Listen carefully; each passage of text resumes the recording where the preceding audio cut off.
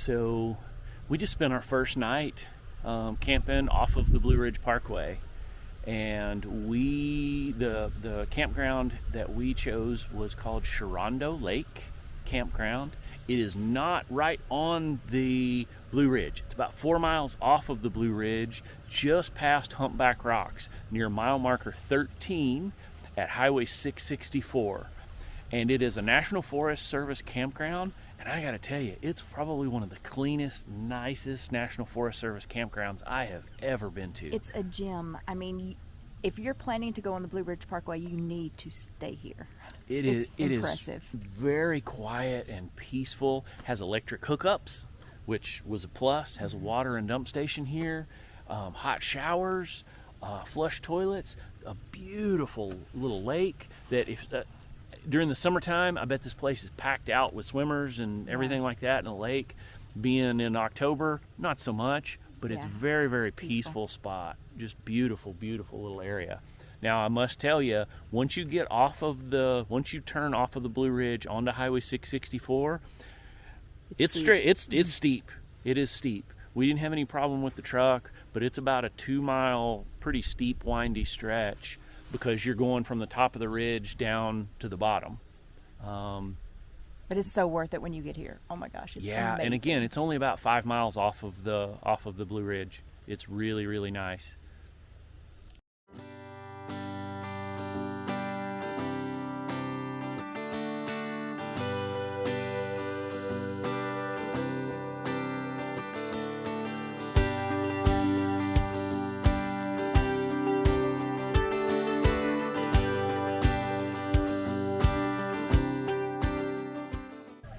So on the way here, I told Christy, I was like, hey, are you ready to walk below another bridge? And she said, yeah, whatever. And now she sees that I wasn't lying. We're walking below another bridge. So this is at the James River Visitor Center along the Blue Ridge Parkway.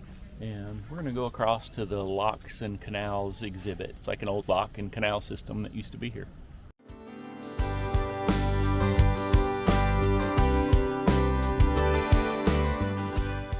This is called the Battery Creek Lock.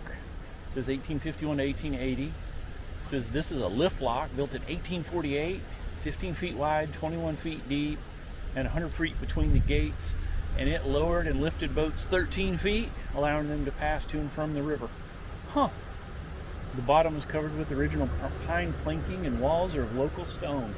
This is pretty cool. This is like stepping back into the 1800s, getting to see a lot of this old, kind of early American ingenuity and what they had to do in order to make things work.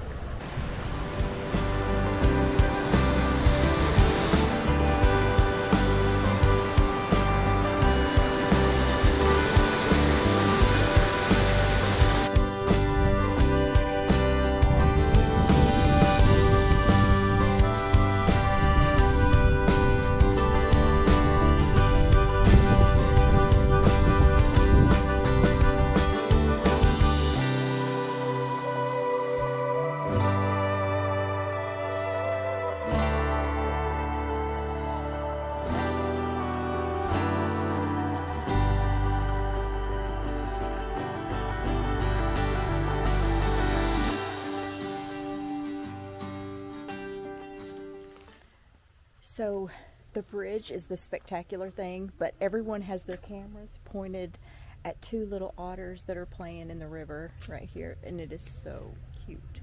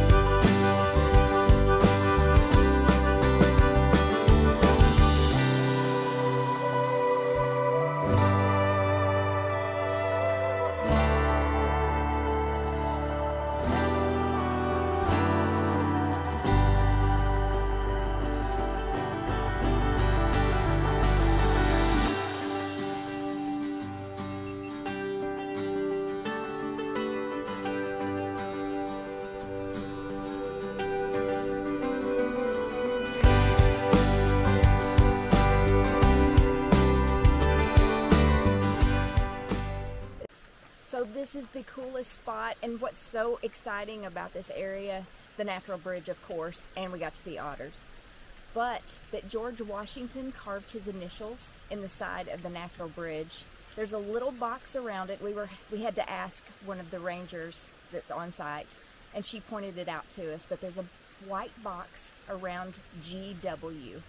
And it was funny because we read in some books earlier before we came that George Washington was the first president to deface a Virginia landmark. So there you go.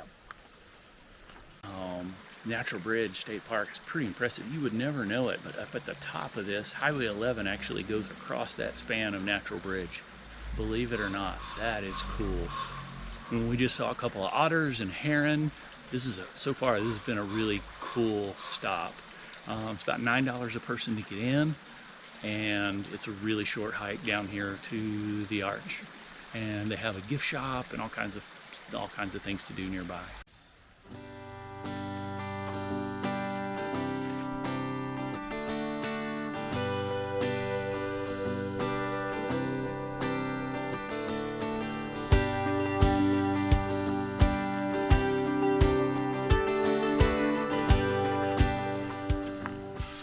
So we just got to Peaks of Otter and we are having dinner.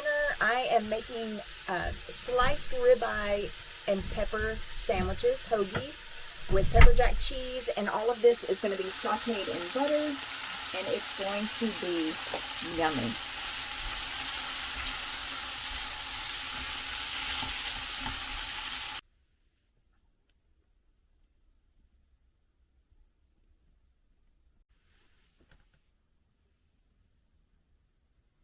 So we had the ribeye steak tonight.